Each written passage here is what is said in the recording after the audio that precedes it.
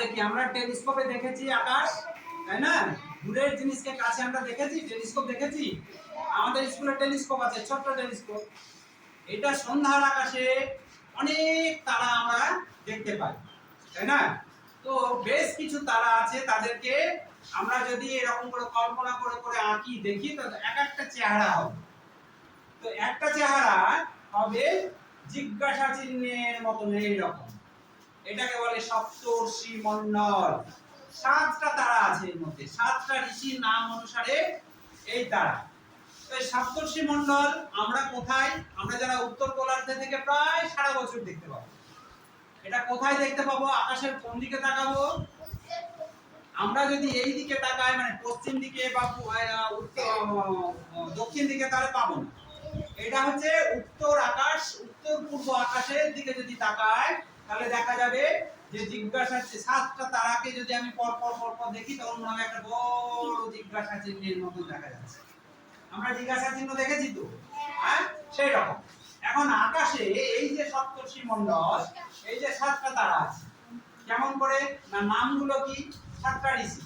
এটা হচ্ছে ক্রতু, পুলহ, পুলস্ত, অত্রি, অঙ্গিরা, বলিষ্ঠ, মরীচি। তো আকাশে এটা তো এইভাবে থাকবে না, আকাশ দেখতে গেলে কেমন করে দেখতে হবে? আকাশে এই যে আকাশের ম্যাপ দেখা যায়, আমরা যখন এইটাকে এইভাবে দেখি, তাহলে এইভাবে ঘুরে যখন চলে যাবে, ওই লাস্টেরটাকে থাকবে মরীচি, আর এখানে থাকবে ক্রতু। তাহলে জিজ্ঞাসা চিহ্নর মাথায় থাকবে ক্রতু।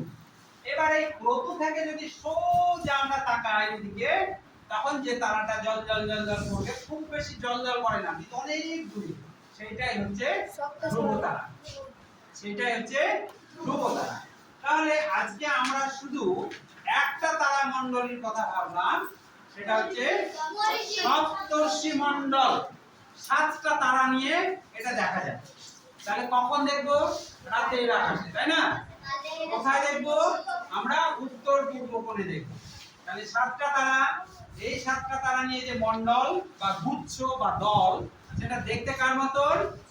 জিজ্ঞাসা চিহ্নের মতো। তার জন্য এই 7টা তারা নিয়ে তৈরি বলে এটাকে আমরা বলি সপ্তর্ষি মণ্ডল। 7টা ঋষির নাম অনুসারে এই তারা মণ্ডলটাকে আমরা নামকরণ করেছি। কি কি সেই 7টা ঋষি? ক্রতু, বলো, ক্রতু, পুলহ, পুলস্ত, অত্রি, অঙ্গিরা, বলিষ্ঠ, মরীচি। তাহলে আমাদের প্রত্যেকের নাম আছে, আমাদের নিজেদের নাম আছে, আমাদের গ্রামের নাম আছে, দেশের নাম আছে।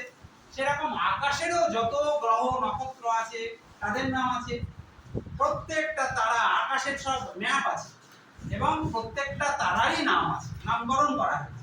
নামকরণ কেন করি? চিনতে সুবিধা হয়, চিনতে সুবিধা হয়। মনে থাকবে?